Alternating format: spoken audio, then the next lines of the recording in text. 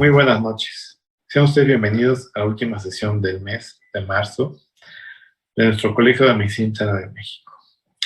En esta ocasión abordaremos el tema fibrilación auricular, que será llevado a cabo por la doctora Ana Cecilia Berni Betancourt. Ella es médico internista, médico cardiólogo y electrofisióloga, con una gran amplia práctica clínica y expertise sobre este tema.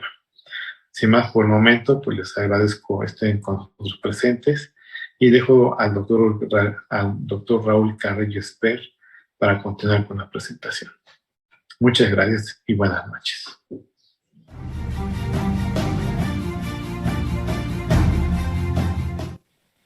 Hola, muy buenas noches a todas y a todos ustedes. Mi nombre es Raúl Carrillo y a nombre de la mesa directiva del Colegio de Medicina Interna de México y de nuestro presidente y amigo, el doctor Rubén Antonio Gómez, les doy la más cordial bienvenida a esta excelente sesión con la que cerramos la trilogía de este mes. Un mes de intensa actividad académica, dos ponentes de excelencia que hemos tenido previamente y bueno, con dos temas también de mucha actualidad para nosotros los internistas. Y el día de hoy no es la excepción. Vamos a tener a una extraordinaria invitada, una invitada de honor, una gran amiga, una gran cardióloga e internista y subespecializada en electrofisiología, que es la doctora Ana Berni Betancourt. La doctora Berni Betancourt tiene un extenso currículum, pero basta decir que, bueno, es experta en electrofisiología, tiene un buen número de publicaciones y, bueno, ella acaba de terminar su gestión como secretaria de la Sociedad Mexicana de Cardiología. Es una excelente exponente de la cardiología mexicana, una médico joven que tiene una gran proyección y, bueno, lo que hace, lo hace con excelencia. Y la doctora Berni Betancourt nos va a hablar el día de hoy de un problema grave a nivel global, que es la fibrilación auricular. Esta arritmia que vemos cada vez con más frecuencia, que afecta a diferentes grupos etarios, pero preferentemente a adultos mayores o muy mayores, y que, bueno, va más allá del trastorno del ritmo, ya que condiciona problemas serios, entre ellos el problema trombólico que condiciona falla cardíaca y otros más, que ponen en riesgo la vida del paciente, su calidad de vida o las secuelas, una vez que se presenta tanto la fibrilación auricular como las complicaciones y los desenlaces que estos tienen. Así que, bueno, como internistas tenemos que estar muy actualizados y actualizados por una experta, como es el caso del día de hoy, para que hagamos un buen abordaje, no solamente diagnóstico, sino terapéutico de toma de decisiones y seguimiento de nuestros pacientes con fibrilación auricular, que, como les decía, y todas y todos saben perfectamente bien, es un problema muy serio a nivel global y en nuestro país no es la excepción. Y bueno, además de esto, yo los invito a que al final de la charla nos acompañen en la sesión de preguntas y comentarios. Va a estar con nosotros la doctora Berni Betancourt y bueno, ella va a aclarar todas sus dudas y va también a responder todos los comentarios relacionados a esta entidad tan importante de la cardiología. Y ya sin más, los dejo con nuestra invitada el día de hoy, la doctora Berni Betancourt, para que nos dé su charla. Doctora Berni, bienvenida y adelante. Hola, buenas noches. Muchas gracias por la presentación y muchas gracias al comité organizador y especialmente al doctor Carrillo por invitarme a estar con ustedes en esta sesión mensual del Colegio Mexicano de Medicina Interna. Y bueno, vamos a platicar entonces el tema de hoy, que es la fibrilación auricular, cuáles son los mecanismos que la provocan, métodos diagnósticos que tenemos y novedades en el tratamiento. Vamos a ser muy puntuales dando los temas de más relevancia para ustedes y espero que sea de interés esta información. Como ustedes saben, la fibrilación auricular es la arritmia más frecuente en todo el mundo. La prevalencia incrementa con la edad. Y como vemos aquí en esta gráfica, existen aproximadamente 43 millones de personas en el mundo que padecen fibrilación auricular. En nuestro país tenemos algunas estadísticas y la prevalencia puede ir desde 1.5 hasta 8%, siendo mucho más frecuente en personas mayores de 80 años.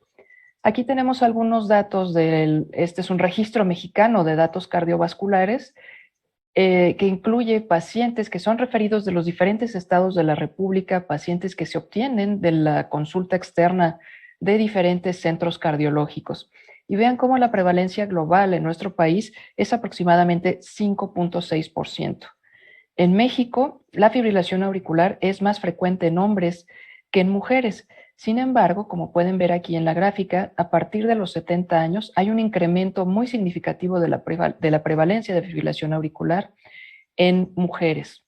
Otro dato también muy importante es que al momento del diagnóstico, generalmente las mujeres tienen mayor edad que los hombres. Existen factores de riesgo que están muy relacionados con la fibrilación auricular. Si los separamos aquí, digamos, por sexo, sabemos que en los hombres, por ejemplo, predomina más la cardiopatía isquémica, la obesidad, la hipertensión, mientras que en las mujeres tenemos otros factores de riesgo que acompañan a la fibrilación auricular y son principalmente insuficiencia cardíaca con fracción de expulsión conservada, EPOC, hipotiroidismo. Muchas veces no se piensa en estas entidades, pero son muy frecuentes en las mujeres. Y una cosa muy importante es que también la prevalencia de enfermedad vascular cerebral es mayor en hombres que en mujeres. Sin embargo, en las mujeres los desenlaces clínicos suelen ser peores que en los hombres. Ahora, ¿por qué es importante o por qué estamos hablando esta noche de fibrilación auricular? Además de que es la arritmia más frecuente, está asociada con desenlaces que impactan la sobrevida del paciente. El simple hecho de tener fibrilación auricular, como pueden ver ustedes aquí, incrementa hasta 3 veces el riesgo de muerte.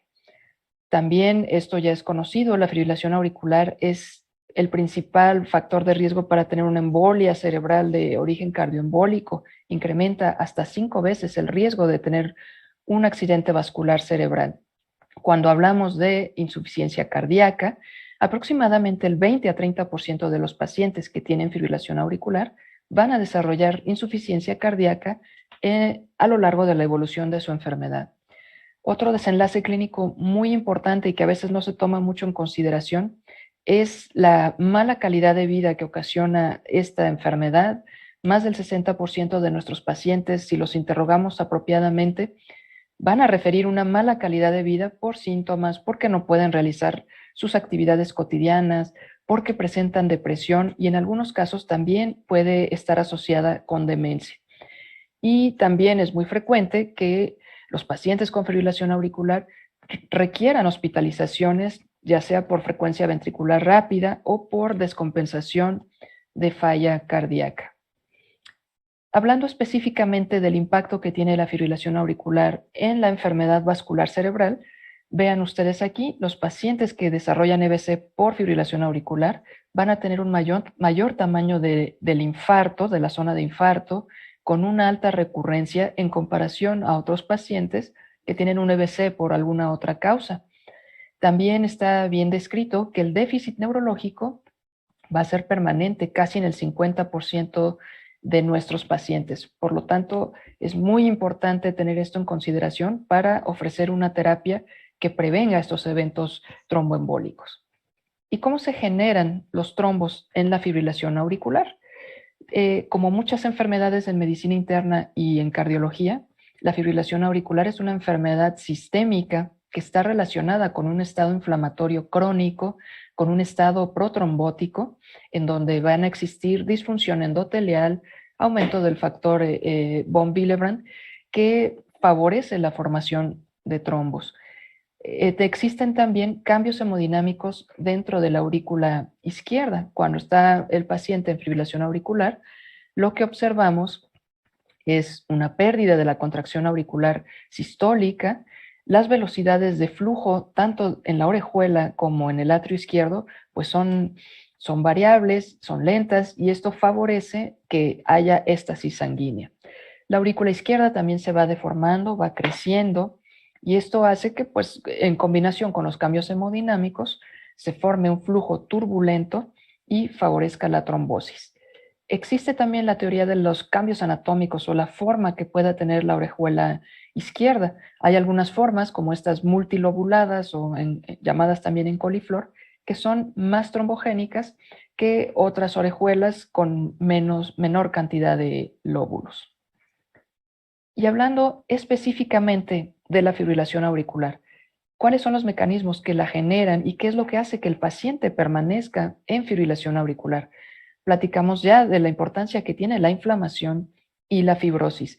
Aquí en estos esquemas, en una tinción rojo Sirius, vemos cómo el atrio normal tiene escasas zonas de fibrosis. Sin embargo, en los pacientes con fibrilación auricular, el tejido auricular se reemplaza por extensas zonas de fibrosis. Y esto va a generar un remodelado tanto eléctrico como mecánico que va a favorecer la presencia de focos ectópicos inicialmente en las venas pulmonares que después se pueden extender a otras áreas del tejido auricular y van a perpetuar la fibrilación auricular. Este mecanismo es muy relevante para el pronóstico del paciente.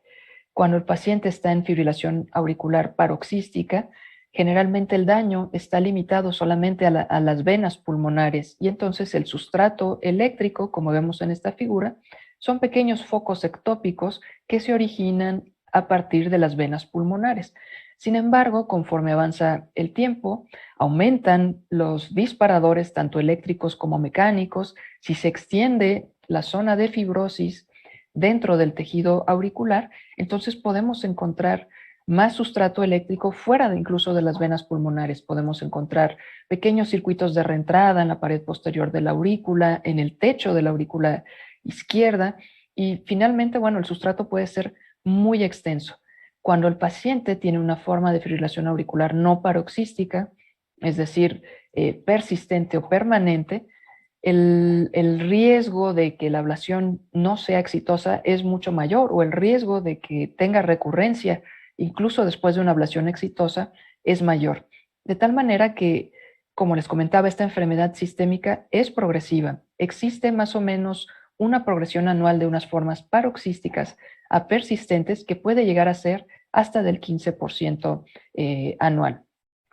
Hay algunos factores de riesgo que están relacionados con la progresión de fibrilación auricular de formas paroxísticas a no paroxísticas y son las que vemos aquí. El clásico perfil de los pacientes de medicina interna, EPOC, la enfermedad renal crónica, diabetes, pacientes ancianos, pacientes que ya tuvieron una enfermedad vascular previa y también tiene mucho que ver el tamaño de la aurícula izquierda. Ahora, existen, como les comentaba, factores de riesgo que pueden ser modificables y que están estrechamente relacionados con la presencia de fibrilación auricular. Uno de ellos es la hipertensión arterial sistémica. Esto porque genera cambios mecánicos tanto en el ventrículo izquierdo como en la aurícula izquierda. Va a haber hipertrofia ventricular izquierda, disfunción diastólica y eventualmente se va a generar una dilatación del atrio izquierdo. Y esto es un sustrato mecánico que favorece la presencia y la persistencia de la fibrilación auricular. Otro factor de riesgo muy importante y muy frecuente en nuestro país es el sobrepeso y la obesidad. En este caso, bueno, aquí está relacionado todo con el estrés oxidativo que llega a ocasionar también disfunción diastólica y dilatación del atrio izquierdo. El consumo excesivo de alcohol está perfectamente relacionado con la aparición de fibrilación auricular, el sedentarismo, la apnea del sueño, de tal manera que es muy importante tener en mente estos factores de riesgo para tratarlos al mismo tiempo que se está tratando la fibrilación auricular. En cuanto a las causas de fibrilación auricular, esto en hospitalización, en medicina interna, en los pisos de medicina interna, pues es muy frecuente. Hay algunas causas que son reversibles, por ejemplo, eventos agudos, ¿no? De tirotoxicosis, un paciente que tiene un infarto agudo del miocardio, una enfermedad pulmonar aguda, las cirugías, sobre todo cirugías cardíacas, la hipertensión, como habíamos platicado. Sin embargo, existen también otras causas, como las enfermedades valvulares, algunas cardiopatías congénitas del adulto, la apnea obstructiva del sueño, que es muy importante y está estrechamente relacionada con la fibrilación auricular, y las enfermedades que habíamos comentado, la diabetes, enfermedad renal crónica, la embolia pulmonar.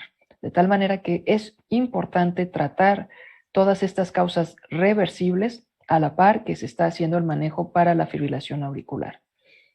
Las manifestaciones clínicas suelen ser variables. Como ustedes pueden imaginar, un paciente que tiene una fibrilación auricular de respuesta ventricular rápida, como esta que vemos aquí en el electro, donde incluso hay conducción aberrante, esto, bueno, puede generar en algunos pacientes síncope, puede dar dolor precordial, de tal manera que no siempre se presenta como palpitaciones.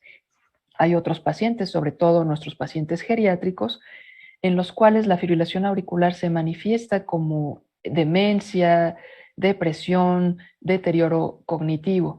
Por lo tanto, no es tan fácil el diagnóstico de fibrilación auricular, no siempre se van a percibir las palpitaciones y por eso es muy importante educar a nuestros pacientes para que se palpen el pulso ellos mismos y que sepan reconocer cuando tienen un ritmo irregular.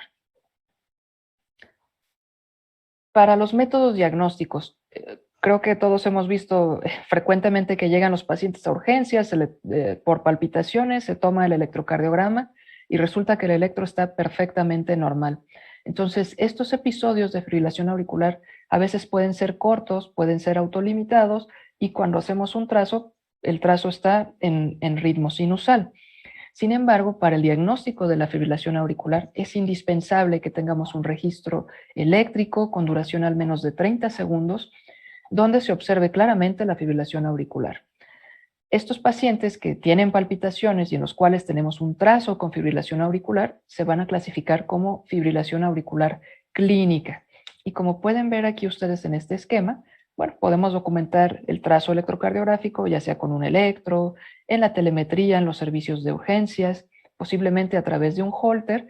Y actualmente, bueno, pues tenemos muchos avances tecnológicos de dispositivos que el paciente mismo trae consigo y los activa en el momento que tiene síntomas y entonces nosotros podemos observar un trazo con el ritmo que en ese momento está relacionado o no con los síntomas que percibe el paciente.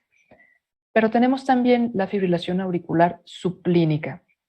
Esa fibrilación auricular se refiere a un paciente que no tiene síntomas, en un paciente que no tenemos ninguna evidencia electrocardiográfica de fibrilación auricular. Sin embargo, el paciente puede ser portador de un marcapasos o un desfibrilador y como vemos aquí en la figura, el dispositivo está detectando eventos auriculares de alta frecuencia, aunque el paciente no tenga ningún síntoma y nosotros no hemos tenido ningún registro electrocardiográfico de fibrilación auricular. Entonces, a estos eventos detectados por dispositivos como marcapasos, desfibriladores o resincronizadores, se les conoce como fibrilación auricular subclínica.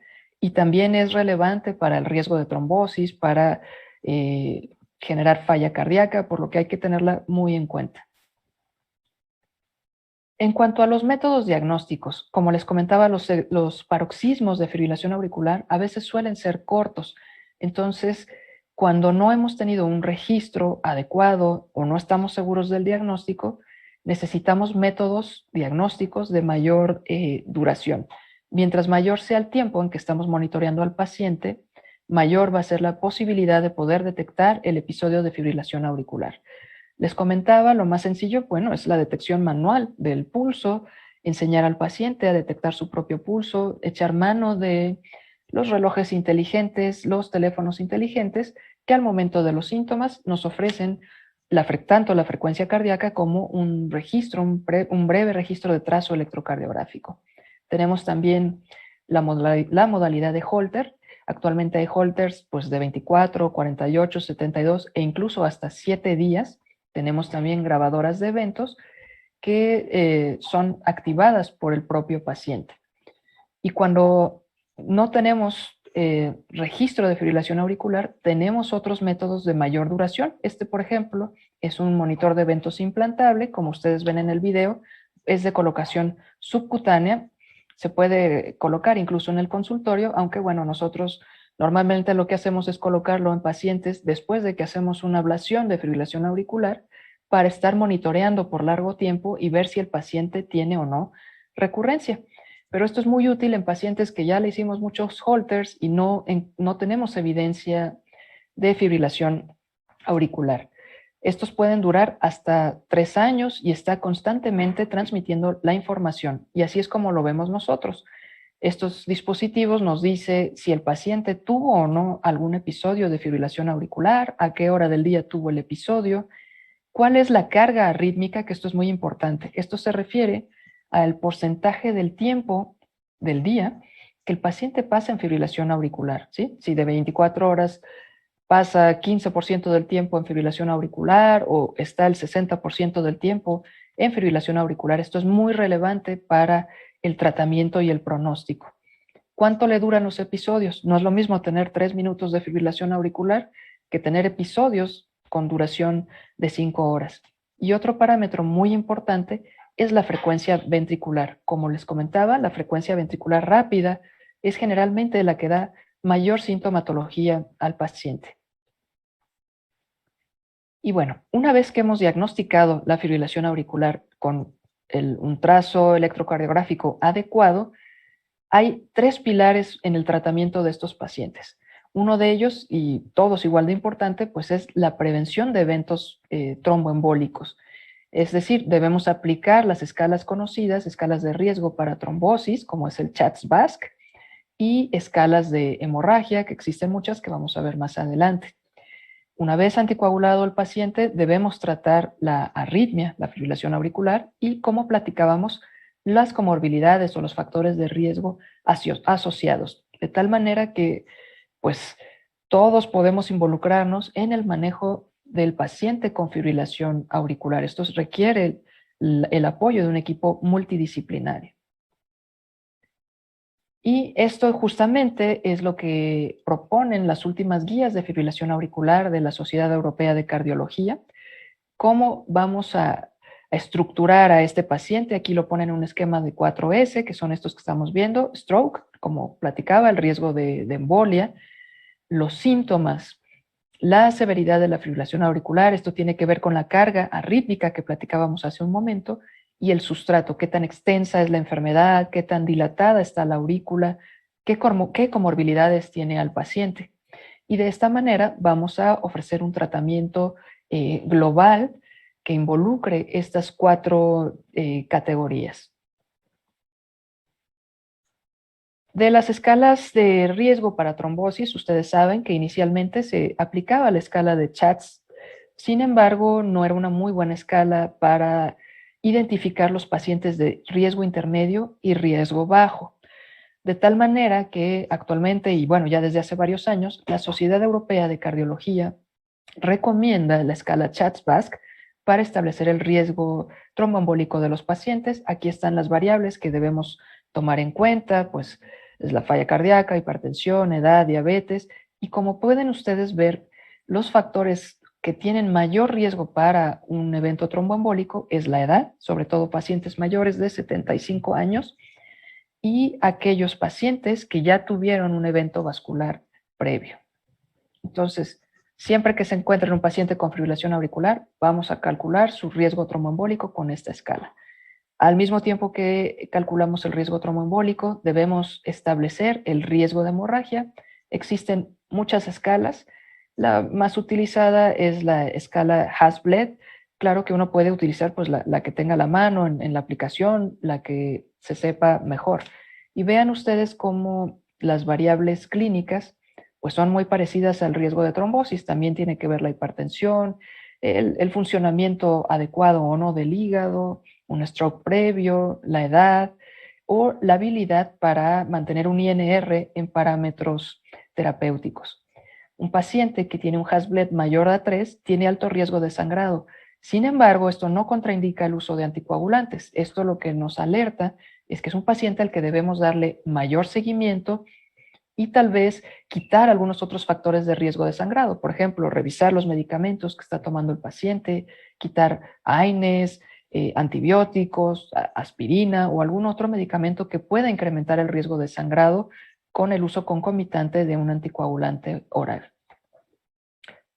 ¿A quién vamos a anticoagular? Estas mismas guías del 2020 establecen que son elegibles para anticoagulación oral todos los pacientes con fibrilación auricular, excepto aquellos que tienen una prótesis mecánica o estenosis mitral moderada. ¿Con qué los vamos a anticoagular? Se prefiere el uso de anticoagulantes orales directos sobre los antagonistas de la vitamina K. ¿A quién vamos a anticoagular? Pacientes que tengan un puntaje CHA2-VASc mayor de 2 en hombres o un puntaje CHA2-VASc mayor de 3 en mujeres. En aquellos pacientes que tengan un CHA2-VASc de 1 en hombres y 2 en mujeres, bueno, se sugiere o se puede utilizar el uso de anticoagulantes. En pacientes, ¿a quién no vamos a anticoagular? Lo que no se recomienda es el uso, por ejemplo, de aspirina como monoterapia para la prevención de eventos tromboembólicos. ¿Sí? Esto ya está totalmente contraindicado, el uso de aspirina solita para prevenir eventos tromboembólicos. Y algo muy importante, el patrón clínico de la fibrilación auricular, es decir, si es paroxística, persistente o permanente, no debe condicionar el uso de anticoagulantes. Todos los pacientes, independientemente del tipo de fibrilación auricular que tengan, si tienen el puntaje CHA2-VASc correspondiente, deben estar anticoagulados. ¿Con qué los vamos a anticoagular? Les comentaba, bueno, tenemos todavía disponible en México los antagonistas de la vitamina K, sin embargo, se prefiere el uso de anticoagulantes orales directos. Aquí tenemos un esquema donde nos muestra los diferentes anticoagulantes que han aparecido en nuestro país. Empezamos con dabigatran, tenemos rivaroxaban, apixaban y recientemente edoxaban. Todos ellos como grupo son fármacos efectivos en la prevención de eventos vasculares cerebrales y tienen un perfil de seguridad mucho mejor que warfarina en cuanto a disminución de sangrados clínicamente relevantes. Hablando ya propiamente de lo que es el tratamiento de la fibrilación auricular, tenemos diferentes estrategias. Una de ellas es control de frecuencia, la otra será control del ritmo. ¿A qué nos referimos control de frecuencia? Esta es una estrategia terapéutica en la cual no se revierte al paciente a ritmo sinusal. Lo que hacemos es dar fármacos para controlar la frecuencia cardíaca y mejorar los síntomas.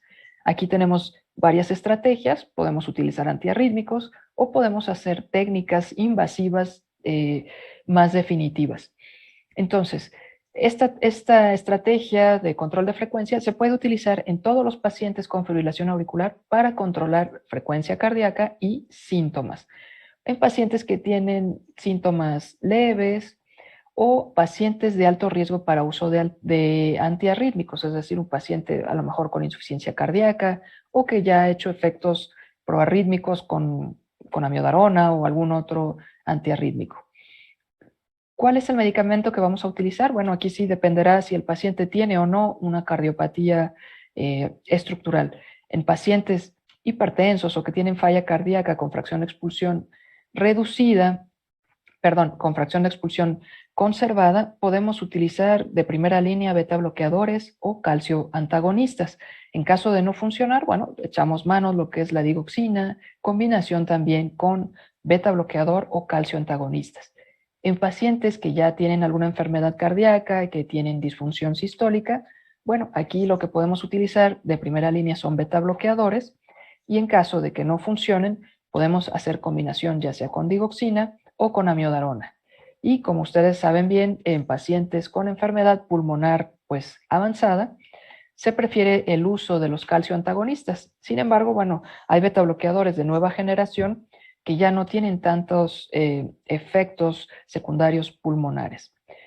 Cuando los pacientes no se logra controlar la frecuencia, y a frecuencia controlada me refiero a el paciente debe estar con una frecuencia ventricular no mayor a 100 en reposo. Eso es un buen control de frecuencia ventricular. Si no logramos esta meta con ninguna de estas estrategias, existe esta tercera línea que se conoce como ablate and pace, que es hacer ablación del nodo AB y colocar un marcapasos. Aquí pueden ver ustedes en este trazo, el paciente está en fibrilación auricular.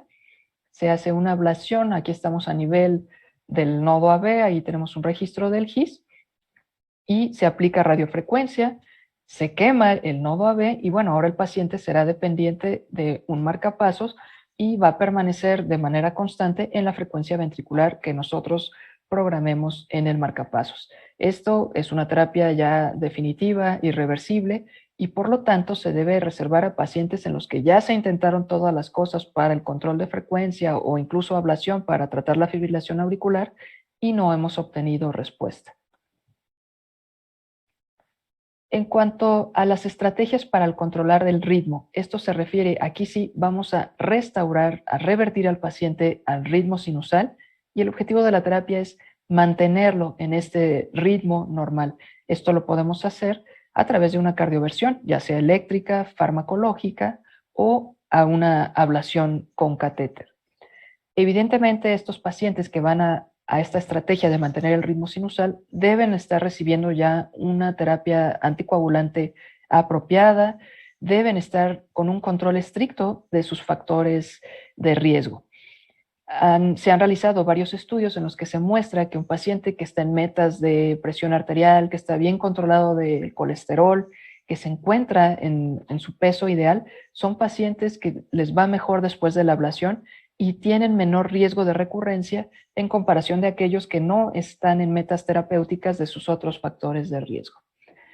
¿Cuáles son los pacientes que vamos a elegir para esta estrategia de control del ritmo? Bueno, aquí puede ser pues un paciente joven, un paciente que tiene su primer episodio de fibrilación auricular o que no tiene mucho tiempo de evolución.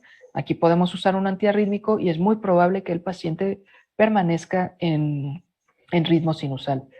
Hay otro grupo de pacientes muy importante, que es aquellos que ya tienen una cardiomiopatía inducida por la taquicardia. O sea, pacientes que ya han pasado mucho tiempo en ritmos rápidos, en fibrilación auricular, y se empieza a dilatar el ventrículo o empieza a caer la fracción de expulsión. Aquí es muy importante revertirlos con cardioversión eléctrica o farmacológica y tratar de mantenerlos en ritmo sinusal.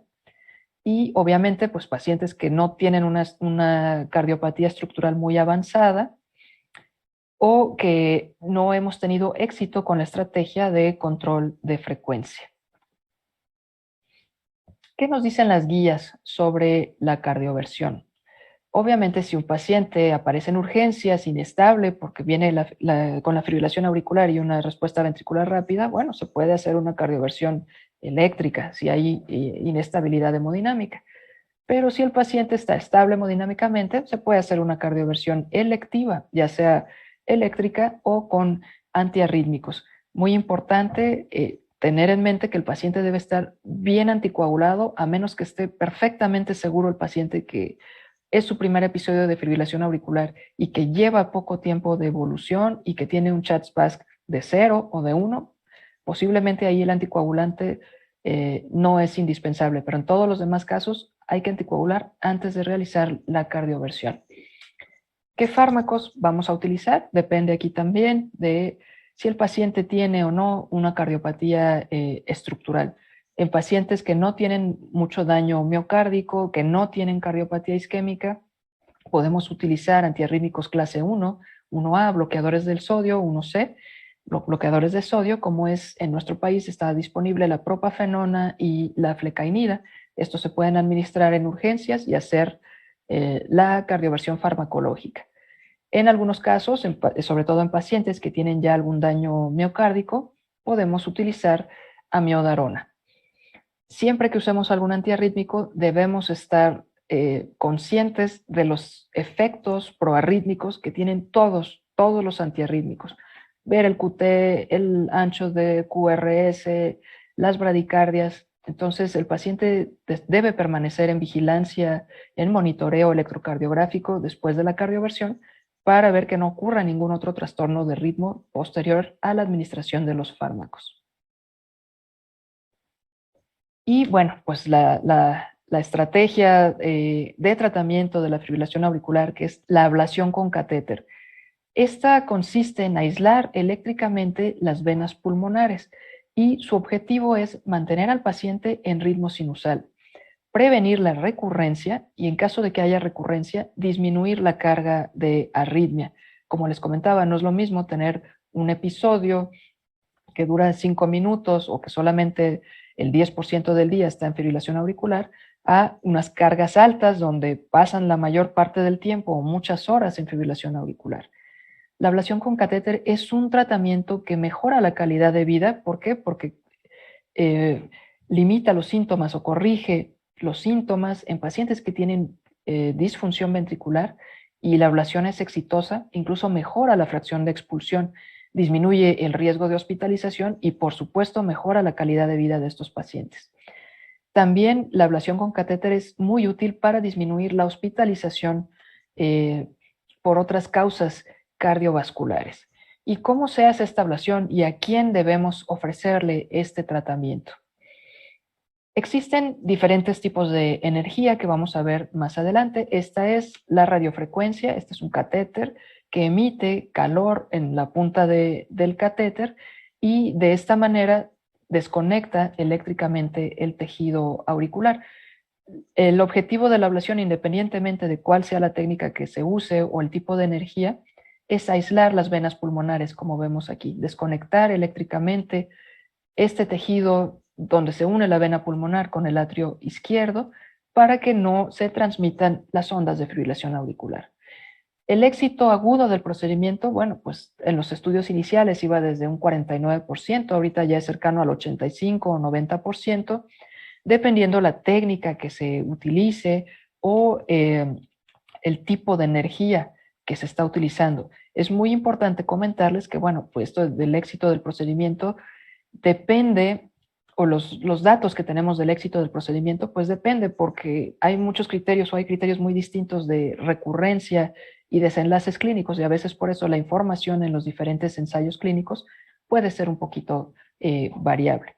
Entonces, una ablación convencional, digamos, es aislar únicamente las venas pulmonares. Sin embargo, cuando el paciente tiene mucha fibrosis, como habíamos platicado, se requieren lesiones mucho más extensas que abarcan no solo las venas pulmonares, sino también el istmo mitral, la pared posterior de la aurícula, el techo de la aurícula izquierda. Y obviamente, bueno, ahí el porcentaje de éxito puede disminuir un poquito. ¿Qué ha evolucionado en técnicas de ablación para mejorar nuestros resultados? Ahora tenemos avances tecnológicos muy importantes, ¿no? Tenemos catéteres que en tiempo real nos están marcando la fuerza con el que el catéter está en el contacto con el tejido auricular, nos permite ver la impedancia, varios parámetros físicos que nos hacen saber que nuestra ablación, el puntito que estamos dando en las venas pulmonares, es adecuado, va a ser perdurable y se está extendiendo la suficiente cantidad de tejido auricular para ser una lesión permanente. Tenemos mucha variedad de catéteres. Actualmente hay catéteres multipolares que permiten hacer estos mapas de alta definición mucho más rápido y más preciso que cuando íbamos punto por punto. Y los sistemas de mapeo están en actualización constante, de tal manera que, bueno, nos permiten hacer con mayor rapidez, mayor precisión y más fácil estos procedimientos de ablación que inicialmente eran bastante complejos. Y aquí tenemos otro tipo de energía. Esta es la crioablación. Esto, al contrario de la radiofrecuencia, lo que genera es frío. Esto es un balón que se congela. Vean ustedes, la formación de hielo pues llega hasta los menos 68 grados. Este baloncito entonces lo inflamos dentro de las venas pulmonares y se congela de una manera uniforme el tejido de la aurícula izquierda. Y esto es lo mismo, desconecta eléctricamente las venas pulmonares del atrio izquierdo. ¿Cuáles han sido los resultados más importantes? Ha habido muchos estudios que han comparado la ablación con catéter contra los antiarrítmicos para ver cuál es la que ofrece los mejores desenlaces, cuál disminuye la mortalidad, si es mejor hacer ablación que dar antiarrítmicos. La verdad es que es difícil compararlos porque la ablación ha avanzado mucho en los últimos años. Este estudio que les presento es, yo creo que el más significativo de ablación, que compara ablación con catéter contra antiarrítmicos. Este es el estudio Cabana, es un estudio muy grande que incluyó más de 2,000 pacientes con fibrilación auricular sintomática, ya sea paroxística o persistente. Y aquí se seleccionaban los pacientes para ablación con catéter, un grupo de ablación con catéter, versus antiarrítmicos. El punto primario era un punto compuesto de muerte, evento vascular cerebral, incapacitantes, hemorragias graves o paro cardíaco. Y los desenlaces secundarios fueron mortalidad total, hospitalización por cualquier causa y recurrencia de la fibrilación auricular. Sorprendentemente, este estudio, bueno, no mostró una diferencia entre la ablación con catéter versus los antiarrítmicos en el punto primario, ¿sí? En los desenlaces en cuanto a muerte, EBC o infarto. Sin embargo, sus resultados más importantes es que se confirma que la ablación con catéter disminuye la recurrencia, el riesgo de recurrencia, disminuye la carga de arritmias, mejora la calidad de vida al mejorar los síntomas del paciente. De tal manera que pues lo que uno busca en un paciente con fibrilación auricular es mantenerlo más tiempo en ritmo sinusal, que tenga buena calidad de vida y en caso de que exista la recurrencia, disminuir la carga de arritmias. Y esto sí se logra cuando se hace ablación con catéter. ¿Qué pasa con la crioablación? Aquí vemos, esto es un eco intracardíaco, ahí está el baloncito que les mostré, aquí está inflado. Y vean entonces cómo está tapando a la vena pulmonar inferior derecha y vemos aquí el flujo de la otra vena pulmonar. Entonces el balón lo que hace es ocluye totalmente las venas, aquí se alcanza a ver la sombrita del balón y congela el tejido. ¿Cuáles son los resultados que se tiene con la crioablación? Bueno, pues la crioablación también es muy efectiva y sobre todo cuando se hace como primera elección en comparación con los antiarrítmicos. Es decir, yo puedo, si es un paciente con una fibrilación auricular paroxística que acaba de empezar o que tiene poco tiempo de evolución y es sintomática, yo puedo ofrecerle al paciente la crioablación como tratamiento de primera línea, incluso antes de darle los antiarrítmicos. Por supuesto, la aurícula debe tener un buen tamaño, no debe estar dilatada. Y lo que se ha visto es que esta terapia de crioablación como primera estrategia sí disminuye la recurrencia a un año, tiene un efecto muy importante en la carga arrítmica, o sea, los episodios de paroxismos van a ser muy cortos y disminuyen casi el 90%, la calidad de vida mejora y los efectos adversos relacionados al procedimiento no son muchos. Existen varios ensayos clínicos, existe uno que se realizó en Europa, el que se realizó en los Estados Unidos, y los resultados pues son consistentes. La crioablación como primera estrategia disminuye la recurrencia de taquicardia auricular y fibrilación auricular en comparación con los antiarrítmicos, como pueden ver ustedes aquí en la gráfica. El riesgo que tiene el paciente de reablación o cardioversión eléctrica es mucho menor en pacientes a los que se les realizó la crioablación. Y como desenlaces secundarios, bueno, los efectos adversos serios no son muy superiores al uso de antiarrítmicos. Ustedes saben, todos los antiarrítmicos pueden tener efectos también proarrítmicos. Y disminuye la recurrencia de los síntomas en la recurrencia de la fibrilación auricular. Otra cosa muy importante de por qué debemos diagnosticar pronto y enviar pronto al paciente a tratamiento. Se han hecho algunos estudios que analizan cómo le va al paciente desde que se hace el diagnóstico hasta el momento de la ablación. Entonces, este tiempo que transcurre del diagnóstico a que el paciente se somete a ablación es muy importante. Si se hace una intervención temprana, es decir, en el transcurso de un año, el paciente tendrá mejores desenlaces clínicos, va a tener un mayor impacto en el riesgo de muerte, va a disminuir de manera significativa la hospitalización por falla cardíaca y puede también disminuir el riesgo de evento vascular cerebral. De tal manera que es muy importante no dejar a los pacientes en fibrilación auricular sin un tratamiento adecuado. Y esto está analizado con estrategias de control del ritmo, ya sea antiarrítmicos o ablación con catéter. Esto viene muy de la mano de lo que platicábamos. La fibrilación auricular es una enfermedad crónica que va a ir avanzando. Entonces, mientras más tiempo pasa el paciente en fibrilación auricular, más extenso va a ser el sustrato eléctrico, más extenso va a ser el remodelado mecánico. Entonces, por eso es muy importante un tratamiento temprano para que la ablación o la estrategia que escojamos nosotros de control del ritmo sea efectiva y el riesgo de recurrencia sea mucho menor. Y aquí tenemos resumidas qué nos dicen las guías, cómo debemos enviar a los pacientes para ablación. Les comentaba ya, todos los pacientes con fibrilación auricular sintomática. Si es una fibrilación auricular paroxística, bueno, el paciente puede elegir, posiblemente él quiere ablación como primera elección porque no quiere tomar antiarrítmicos, y aquí está, esta es una indicación, clase 2A. Se pueden utilizar también antiarrítmicos.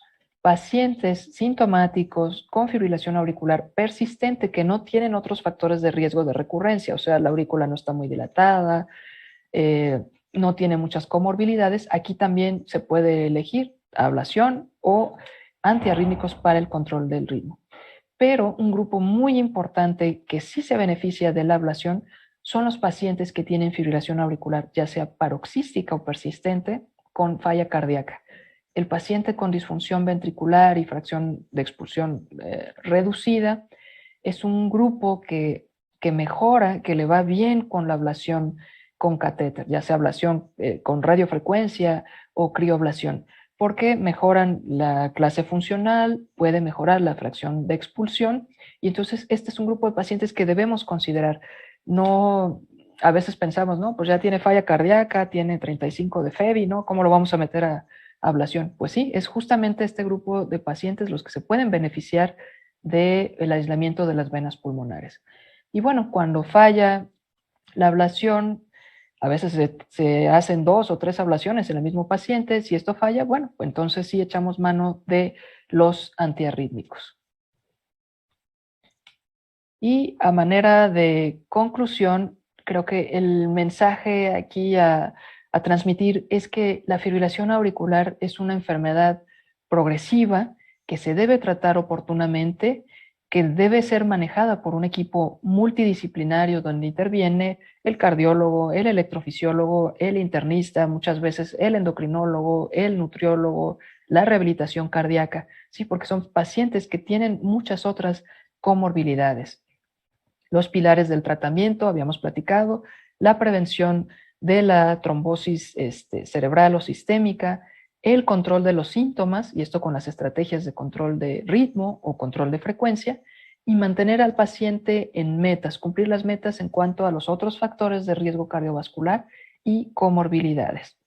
Y el último mensaje es que la ablación con catéter es una terapia efectiva para disminuir la recurrencia de fibrilación auricular, mejorar los síntomas, mejorar la calidad de vida y disminuir el riesgo de hospitalización de estos pacientes. Pues muchas gracias por su atención, espero que haya sido útil esta información y yo estoy aquí al pendiente para cualquier duda o comentario que quieran hacer. Muchas gracias.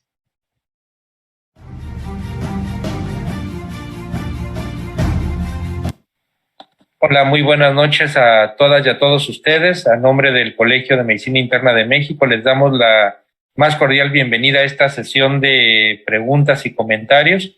Y bueno, antes que nada, a nombre de la mesa directiva y de nuestro presidente y amigo, el doctor Rubén Gómez, un afectuoso saludo a todos los colegas que nos están siguiendo en esta reunión y también a todas nuestras filiales. Y bueno, hoy tenemos una invitada de lujo, la doctora Ana Beni Betancourt. Doctora Betancourt, una excelente charla en la que en pocos minutos, bueno, aquí se ve no nada más su experiencia, sino también su conocimiento, cómo en pocos minutos nos pone al tanto de la complejidad de la enfermedad de una manera muy entendible para todos los internistas. Voy a ingresar de nuevo. Pero no veo la imagen. Perdónenme. A ver. De una manera, como te decía Bernie, muy entendible para todos los colegas internistas. Así que muchas gracias por tu presencia en esta reunión. Y debo también comentarte, Bernie, de que fue una sesión extremadamente concurrida, Tenemos más de 800 asistentes y por el canal de YouTube del colegio tenemos más de 200 colegas conectados. Así que felicidades por tu convocatoria. Y bueno, tenemos una gran cantidad de preguntas y comentarios. Debo también decir que de todas las sesiones que hemos tenido, esta es la que más ha tenido comentarios y preguntas. Entonces, doctor Buenrostro, si quiere iniciar con la sesión de preguntas y comentarios con la doctora Ana Berni. Buenas noches, tengan todas y todos ustedes. Gracias por estar con nosotros. Muchas felicidades. Es el repetido chat de felicitar a la doctora Ana Cecilia Berni Betancourt por la excelente plática. Buenas noches, doctor Raúl Carrillo. Doctor Buenrostro, buenas noches. Les comento, el doctor Rubén Gómez Mendoza no está con nosotros por coincidir con una reunión y nos pidió la conducción, la moderación de esta sesión. Muchas gracias. Existen muchas preguntas respecto a su plática de alto nivel, doctora Ana Cecilia. Una pregunta que frecuentemente coincide con los que escucharon. Inicio, diálisis, estadio 5. ¿Qué anticoagulante, qué hay que hacer con un paciente de fibrilación auricular con diálisis en insuficiencia renal crónica en diálisis? Hola, ¿qué tal? Buenas noches. Pues antes que nada, muchas gracias por la invitación. De verdad me da mucho gusto el poder de convocatoria que tienen los internistas. Ya quisiéramos los cardiólogos, de verdad, una sesión mensual con tantos asistentes. Espero que haya sido de utilidad la información. Y bueno, yendo al tema de los nefrópatas, definitivamente el paciente con enfermedad renal terminal, pues es un paciente muy complejo porque tiene tanto altísimo riesgo de hemorragia como también de trombosis. Entonces, el uso de anticoagulantes en ellos, pues, es complicado.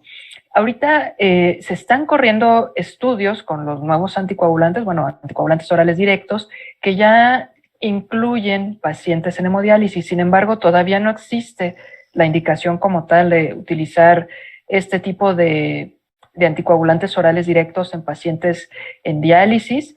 Ustedes saben que, bueno, hay algunos que se pueden utilizar en enfermedad renal avanzada, pero no en pacientes con diálisis. Entonces, aquí hay que ver de manera individualizada el caso de qué tiene más riesgo el paciente, de trombosis, de hemorragia. A estos pacientes, bueno, pues sí, toca anticoagularlos con warfarina cuando hay una indicación formal, pero muchas veces nos hemos enfrentado con sangrados gravísimos, tanto de tubo digestivo como de sistema nervioso central, y entonces uno tiene que evaluar si efectivamente hay mayor beneficio que riesgo con el uso de anticoagulantes. Este es un escenario que no es sencillo. A mí me han tocado trombosis horribles, ¿no?, aquí en los accesos vasculares, pero también eventos de sangrado muy graves, ¿no? Entonces, bueno, hay que esperar hasta que en las guías y los grandes ensayos clínicos exista ya como tal esta recomendación de uso de anticoagulantes orales directos en estos pacientes.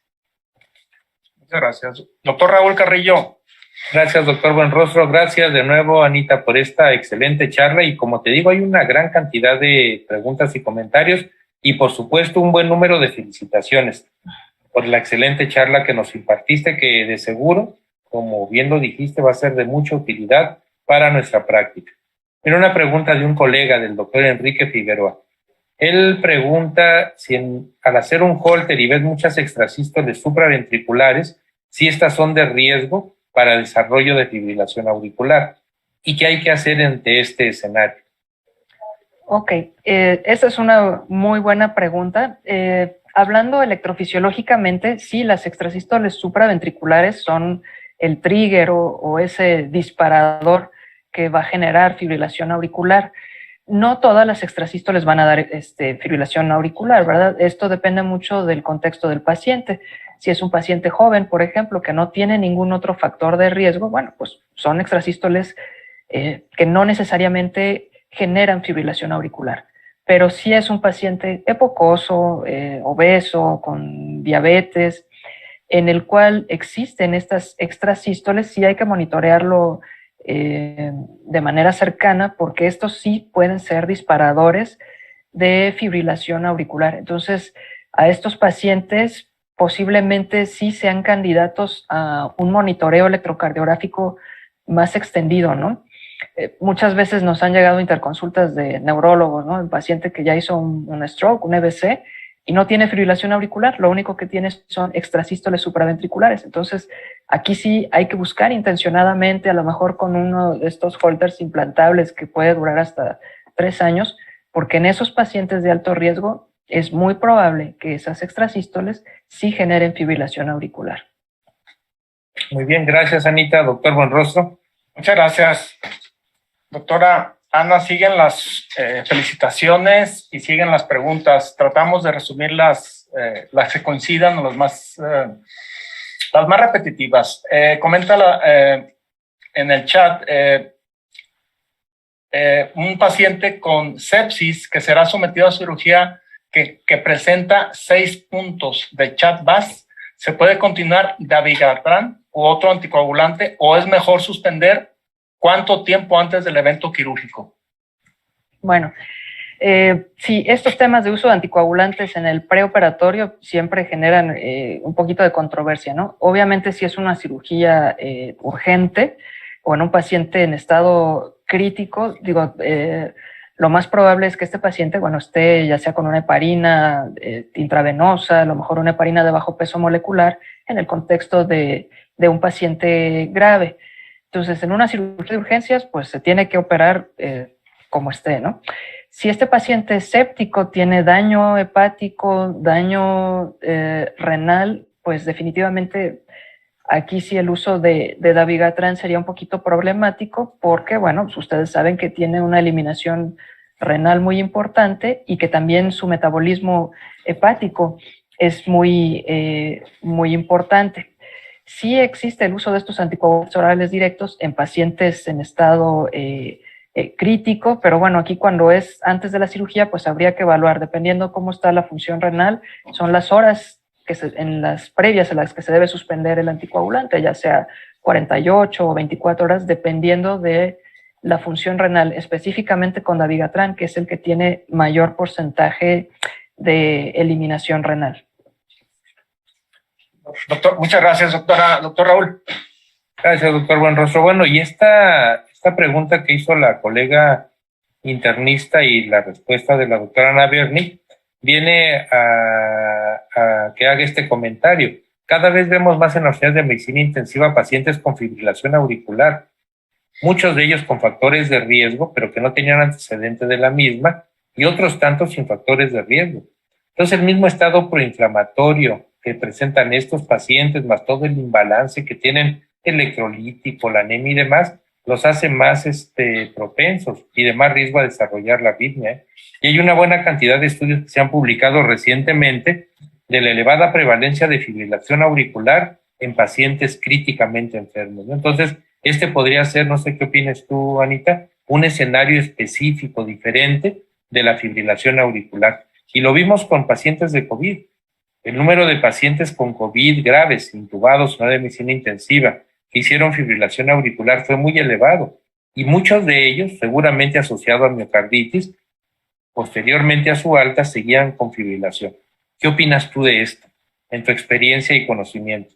Sí, definitivamente. Yo siempre digo que la fibrilación auricular hay que verla justamente como eso, como una enfermedad inflamatoria crónica. Entonces, sí comparte muchos de estos mecanismos fisiopatológicos, ¿no? Todo lo que son las interleucinas, las proteínas proinflamatorias, en fin.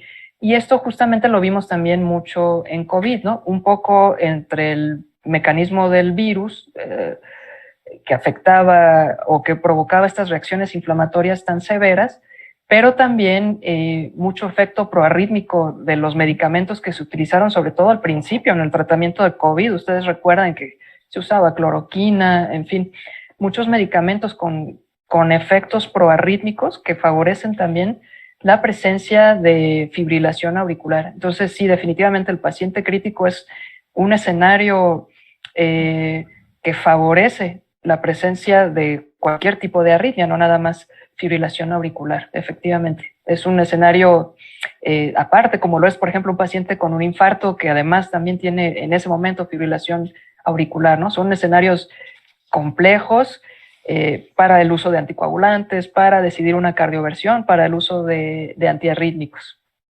Muy bien, gracias, Anita. Doctor Buenrostro. Muchas gracias, doctor Raúl Carrillo. Hay una pregunta muy interesante, doctora. La siguen felicitando. Tenemos visita a la plática de América Latina, Bolivia, Perú, Ecuador. Y hay una pregunta respecto usted habló de radioablación y crioablación. ¿En qué pacientes se pueden combinar una antes, otra después? ¿O en qué pacientes sí, en qué pacientes no? Un resumen, porque ya habló algo al respecto. Muy bien. Sí, estos son los dos tratamientos, tanto radiofrecuencia, que implica quemar, como crioablación, que es congelar, se pueden utilizar en los pacientes que tienen recién diagnóstico de fibrilación auricular. Se puede usar como una primera estrategia. En realidad, si la fibrilación auricular es paroxística, acaba de empezar, tiene una aurícula pequeña, no hay mucha fibrosis, cualquiera de los dos métodos de tratamiento tienen el mismo éxito. Esto ya es un poquito en preferencia del electrofisiólogo, ¿no? A mí, por ejemplo, la crioablación, pues me gusta más porque es más rápida, la lesión, tenemos un poquito más de control de la lesión que se hace, pero esto es igual en pacientes con fibrilación auricular paroxística. Donde sí cambia es en un paciente que ya tiene cicatrices, que es una fibrilación auricular persistente, porque ahí lo que tenemos que hacer son lesiones mucho más extensas que no se pueden hacer, se pueden hacer con la crioablación, pero con radiofrecuencia se pueden extender mucho más lesiones, ¿no? En el techo de la aurícula, en el istmo mitral, a veces hay que hacer lesiones también en el istmo cabo-tricuspidio. Entonces sí hay procedimientos combinados, se puede hacer el aislamiento de las venas pulmonares como tal con el balón de crioablación, y sí hay que hacer más lesiones en el mismo procedimiento. Se puede utilizar también radiofrecuencia y extender las lesiones a las zonas de cicatriz. Hay también varios estudios ya actualmente donde ya está avalado el uso también de la crioablación en pacientes con fibrilación auricular persistente, de tal manera que sí, se combinan los dos tratamientos y en cuanto a efectividad, pues son prácticamente similares los números que tenemos. Muchas gracias, doctor. Doctor Raúl. Gracias, doctor Buenrostro. Otra pregunta, Anita, del colega, el doctor Enrique Figueroa. Él habla, y con justa razón, de que cada vez vemos más pacientes de más de 60 años con una buena cantidad de factores de riesgo y que, bueno, seguramente el número de pacientes con fibrilación auricular cada vez más elevado. ¿A quién recomiendas? Esa es la pregunta puntual del doctor. ¿A quién se recomienda hacer estudios de escrutinio o hacerlo a todos que tienen esta gran cantidad de factores de riesgo? Por el costo-beneficio y los resultados, ¿no?, tan desastrosos de esta enfermedad, que además de una mala calidad de vida incrementa la mortalidad. Esa es una muy buena pregunta, ¿eh? Ahorita justamente con esta moda, ¿no?, de los dispositivos, el reloj inteligente, todos los dispositivos que nos están monitoreando el ritmo cardíaco, pues sí se antoja, digamos, estar viendo en la población general cómo está el ritmo y la frecuencia cardíaca. Sin embargo, cuando se hace este monitoreo abierto a la población universal, no se ha mostrado algún beneficio. O sea, es muy difícil que uno cache pacientes que efectivamente van a tener fibrilación auricular, excepto justamente en esta población, en los mayores de 65 años. En ellos sí se ha visto beneficio cuando se hace una búsqueda intencionada de la arritmia, ¿no? Sobre todo si tienen otros factores de riesgo. Es el paciente hipertenso que nos mandan el eco y ya tiene hipertrofia del ventrículo izquierdo, que la aurícula izquierda ya está un poquito dilatada, o el paciente con apnea del sueño, el diabético. O sea, es la combinación de todos esos factores y posiblemente, bueno, en estos pacientes, pues al menos un electro de cada consulta, enseñarle al paciente a checarse su pulso, o incluso estos relojes que mandan alertas cuando detectan un pulso irregular. Recuerden que cuando se mandan estas alertas se tiene que confirmar de cualquier manera con un electrocardiograma que efectivamente se trata de fibrilación auricular, porque puede haber a veces falsos positivos en este tipo de dispositivos, pero sí, esa es una población en la que sí vale la pena una búsqueda intencionada. Gracias, Anita. Otra pregunta. ¿Por qué es más frecuente estos focos arritmogénicos alrededor de la desembocadura de las pulmonares. ¿Por qué ahí específicamente y no en otros lados? Ok, bueno, esto es una teoría histológica y sí está probada a nivel experimental.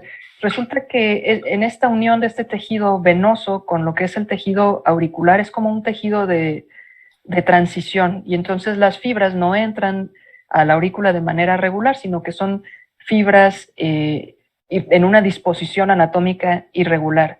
Esto hace que las velocidades de conducción sean diferentes en cada uno de estos segmentos. Y recuerden ustedes que siempre que existen diferencias en la velocidad de conducción dentro del corazón, o sea, unas van más rápido, otras conducen más lento, esto es un sustrato para generar reentradas, que en este caso son micro reentradas, que finalmente, bueno, son los foquitos de la fibrilación auricular. Entonces, es por eso que siempre que hay desembocadura de tejido venoso con el miocardio, se pueden generar micro reentradas, y ese es el mecanismo electrofisiológico de estas arritmias. Muy bien, muy interesante. Gracias, Anita. Doctor Buenrostro. Muchas gracias, doctor Raúl. Doctora Ana Cecilia, pues tiene muchas felicitaciones por la excelente plática. La pregunta es, cardioresonancia PET de corazón, ¿sirven para definir el proceso inflamatorio fisiopatológico que puede determinar alguna conducta a seguir? Bueno, aquí estamos hablando de estudios que pueden ser costosos, que a lo mejor no están disponibles en todos los hospitales. Entonces, ¿cuándo sí valdría la pena hacer ya sea una resonancia o un PET?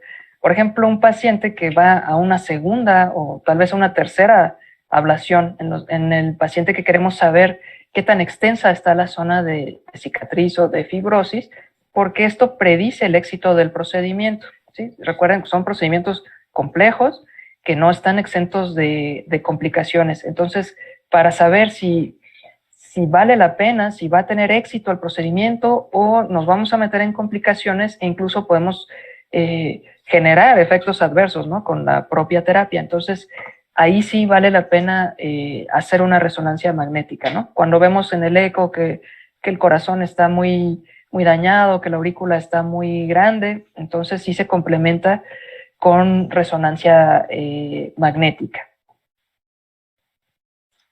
Muchas gracias, doctora. Doctor Raúl. Gracias, doctor Buenrostro. Una pregunta clínica muy interesante, Anita, que le envió el doctor Roberto Iván Rosas. La digoxina, ¿sigue siendo de utilidad para el tratamiento de la fibrilación auricular con todo lo que hay actualmente? Bueno, la digoxina, pobrecita, ha sido satanizada, luego la beatifican, otra vez se sataniza. La digoxina tiene sus indicaciones muy precisas, ¿no? Por ejemplo, en un paciente con falla cardíaca que ya tiene el tope de tratamiento, y aquí estamos hablando de todas las terapias actuales, ¿no?, que es inhibidores de SGLT2, ¿cómo se llama?, espironolactona, todo esto que conocemos para la falla cardíaca. A pesar de eso, el paciente sigue mal controlado, sigue sintomático, no se logra un adecuado control de la frecuencia ventricular, bueno, y el paciente tiene fracción de expulsión disminuida. En estos casos sí podría utilizarse la digoxina como tercera opción, como veíamos aquí en las guías. En ningún lado aparece como una primera línea de tratamiento, y combinada pues con otros medicamentos para el control de frecuencia, como pueden ser, por ejemplo, los betabloqueadores. Ahora lo que se hace mucho en este tipo de pacientes, o sea, yo pienso un paciente en el cual le tengo que dar digoxina, bueno, a lo mejor se prefiere hacer alguna terapia más definitiva, por ejemplo, el ablate and pace famoso, ¿no? Le quemo el nodo AB y le pongo un dispositivo marcapasos, pero estimulando la rama de His para no generar más insuficiencia cardíaca. De tal manera que se combina el tratamiento eléctrico de la insuficiencia cardíaca con las estrategias de tratamiento para la fibrilación auricular. Entonces, bueno, el nicho en realidad terapéutico de la digoxina no es mucho, es muy puntual, muy limitado. Muy bien, gracias, Anita. Doctor Buenrostro. Sí, muchas gracias. Una pregunta que están reiterando. A propósito de beta bloqueador, ¿cuál beta bloqueador? Bueno, esta también es una pregunta muy interesante. Aquí depende mucho del paciente, ¿no? Es un paciente pocoso, es un paciente diabético, es un paciente que tiene falla cardíaca. Actualmente contamos con betabloqueadores excelentes de tercera generación, por ejemplo, el nebivolol, el cual no va a tener tantos efectos pulmonares, tiene muchos efectos benéficos cardiovasculares. Entonces, bueno, esa es una buena opción. Están los de segunda generación como bisoprolol, que también es una excelente opción para el control de ritmo. Y acuérdense que también los beta bloqueadores los podemos combinar con calcio antagonistas cuando necesitamos apretar un poquito más el manejo y mantener más bajita la frecuencia cardíaca. Y bueno, ya cuando no funciona ningún tratamiento farmacológico, pues como última opción está el colocar un marcapasos y quemar el nodo AB. Muy bien, correcto. Muchas gracias, doctora Ana Cecilia. Doctor Raúl. Gracias, doctor Buenrostro. Una pregunta también muy interesante que hace llegar el doctor Isauro Ramos. ¿Cuándo determinas tú como experta en la fibrilación auricular el cambiar de una estrategia terapéutica a otra? O sea, cuando dices, esta ya no funcionó, tengo que cambiar a la siguiente. Aquí el cambio, pues sí debe ser más o menos rápido. Ya vieron ustedes cómo mientras más tiempo pasa el paciente en fibrilación auricular, es más probable que progrese la enfermedad y que sea más difícil de tratar. Entonces, normalmente yo no doy más de 3 meses de opción, digamos, terapéutica con alguno de los fármacos. Si el paciente, si no logro las metas, bueno, se combina a las dosis máximas toleradas en un mes. Si no se logra la meta, entonces hay que cambiar de estrategia. Algo que luego se ve como en abandono es la cardioversión eléctrica. Los pacientes responden muy bien con cardioversión eléctrica y sobre todo cuando les damos cierto tiempo de tratamiento con los antiarrítmicos, ¿no? A mí, por ejemplo, me gusta darles antiarrítmico un mes y después los programo de manera electiva para una cardioversión eléctrica y bueno, los pacientes pues pasan a ritmo sinusal sin mayor problema y obviamente después hay que continuar con algún tipo de antiarrítmico. Acuérdense que el uso de antiarrítmicos también dependerá de si el paciente tiene o no cardiopatía estructural. No todos se pueden usar de la misma manera en todos los pacientes, ¿no? Si no tiene cardiopatía estructural, bueno, con toda tranquilidad podemos usar flecainida, propafenona, pero cuando ya hay cardiopatía isquémica o cierto daño estructural, bueno, pues tenemos que echar mano de otros antiarrítmicos como amiodarona, que, bueno, pudieran ser un poquito más tóxicos y hay que usarlos siempre, todos los antiarrítmicos, con precaución. Muy bien, gracias Anita. Doctor Buenrostro. Muchas gracias. Siguen las felicitaciones para su persona y la plática muy agradable, muy completa y muy concisa, precisa y clara. Embarazo y fibrilación auricular sin alteración estructural cardíaca. Bueno, el embarazo con o sin fibrilación auricular siempre es un tema para los cardiólogos. El uso de antiarrítmicos realmente pues está restringido, ¿no? Sobre todo en el primer trimestre de embarazo. Entonces, si hay fibrilación auricular y, bueno, la paciente embarazada no tiene síntomas, no tiene una frecuencia ventricular rápida, pues es solamente vigilancia durante los primeros 2 trimestres. Ya a partir del tercer trimestre, bueno, sí se pueden usar fármacos antiarrítmicos, obviamente aquí sí en estrecha relación, ¿no? Tanto el ginecobstetra con el cardiólogo para llevar un seguimiento. Se puede hacer también cardioversión en caso de embarazo. No se ha visto que aumente el riesgo de complicaciones para el producto o para la mamá. Se pueden utilizar también antiarrítmicos intravenosos ya en el tercer trimestre del embarazo y bueno, tampoco se han visto efectos significativos para el desarrollo del bebé. Entonces, bueno, la fibrilación auricular se tratará como cualquier otra, cualquier arritmia con estas precauciones que siempre se deben tener en el embarazo, ¿no? Hay algunas tablas ahí también para el uso de antiarrítmicos en los diferentes trimestres del embarazo. Aquí también pues el uso de anticoagulantes debe ser con toda la precaución. Entonces se recomienda un seguimiento muy estrecho con el cardiólogo y el ginecobstetra. Muchas gracias, doctora. Doctor Raúl. Gracias, doctor Buenrostro. Tiene una pregunta interesante, muy clínica, de la doctora Analí Albavera. ¿Hay algún punto de corte cuando se mide el diámetro de la aurícula en un paciente que tiene fibrilación auricular y que este tamaño y el cuadro de fibrilación dicte el tratamiento a seguir? Ya sea control de frecuencia, control de ritmo, ablación. Ok, sí, muy buena pregunta. Sí existe un punto de corte, ¿no? Para nosotros, más que el diámetro, ya se ha visto que lo que se correlaciona con la persistencia de la fibrilación auricular es el volumen auricular indexado. Entonces, lo que hacen los ecocardiografistas o lo que nos reportan es un famoso LAVI, que es el volumen indexado del atrio izquierdo. Cuando está por arriba de 34, ya se considera una dilatación de moderada a severa de la aurícula izquierda, y entonces ese paciente puede ser que tenga mayor riesgo de recurrencia después de una ablación. El tratamiento, digo, si es un paciente que tiene, por ejemplo, 36 de volumen indexado, yo de todas maneras haría un intento por revertirlo a ritmo sinusal, y esto se puede hacer tanto con una cardioversión farmacológica como eléctrica. Pero si es un paciente que la aurícula, ahora sí aquí, el diámetro mide 60 y que tiene un volumen indexado de 90, entonces son pacientes que difícilmente se van a mantener en ritmo sinusal, y entonces aquí sí a lo mejor no vale la pena intentar una estrategia de control de ritmo, sino más bien de control de frecuencia. Pero bueno, el número es 34, pero como todo en medicina se tiene que analizar el caso pues de manera individual. Gracias, Anita. Doctor Buenrostro. Muchas gracias. Siguen las felicitaciones, doctora Ana Cecilia Berni Bertancourt. Colocación de marcapaso en FA. ¿Cuándo y qué cuidados? Bueno, una de las principales indicaciones en la colocación de marcapasos en general es la disfunción del nodo sinusal.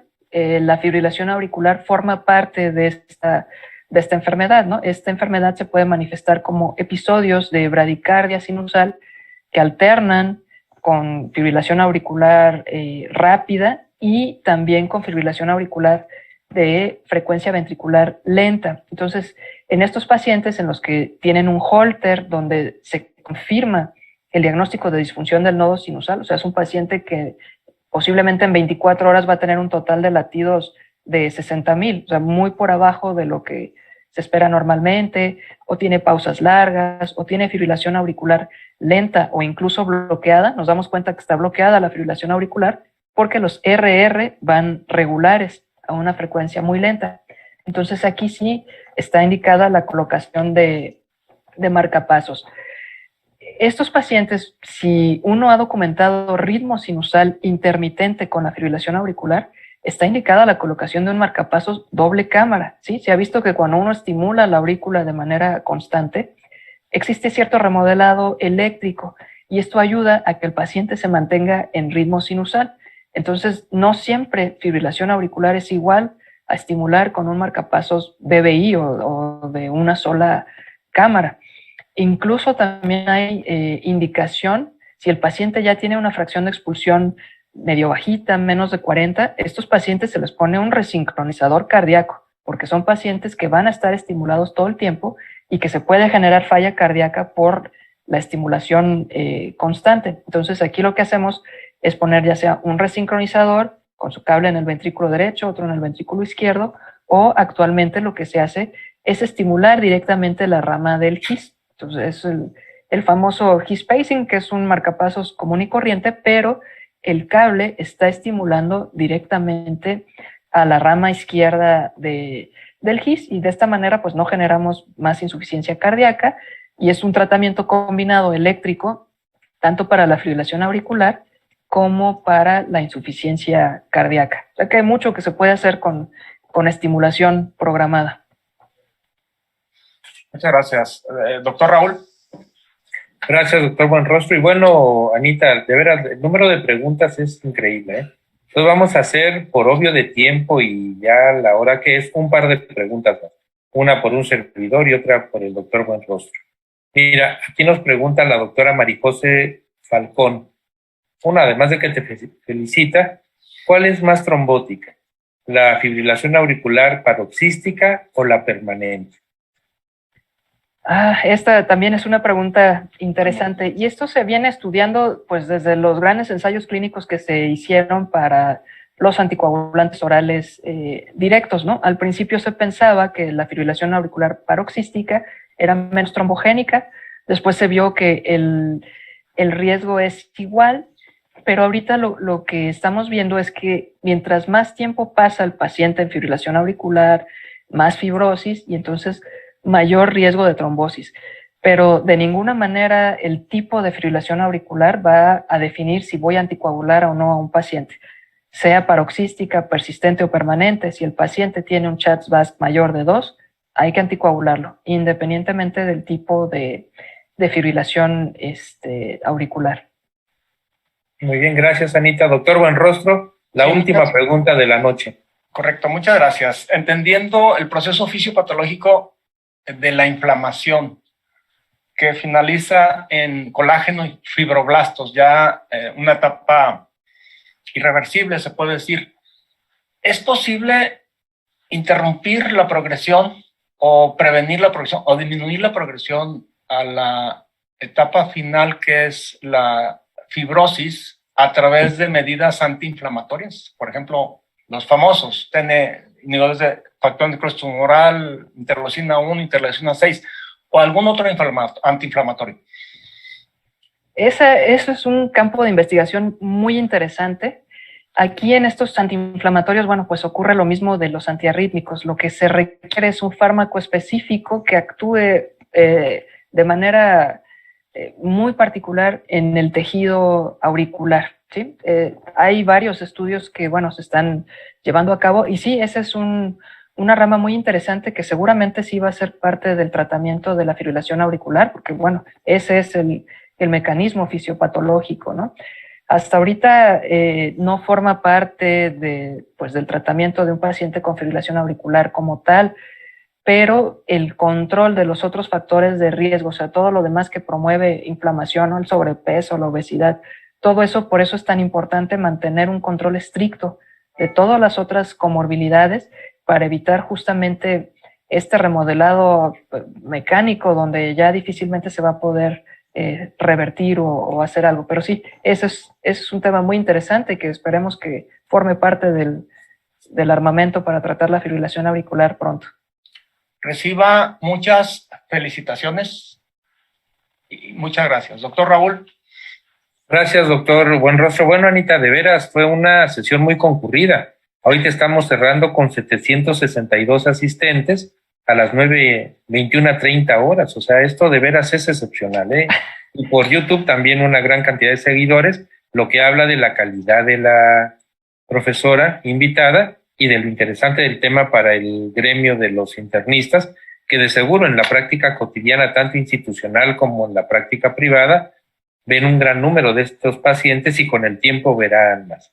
Así que a nombre del Colegio de Medicina Interna de México, de todas sus filiales, de la mesa directiva y de nuestro presidente, el doctor Rubén Antonio Gómez, te damos pues las gracias por haber dado parte de tu tiempo y mucho de tu conocimiento para poder llevar a buen término esta sesión.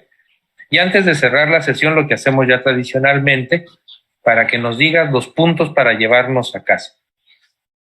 Bueno, pues antes que nada, muchísimas gracias nuevamente por la invitación. De verdad, siempre me gusta mucho participar en estos foros de medicina interna.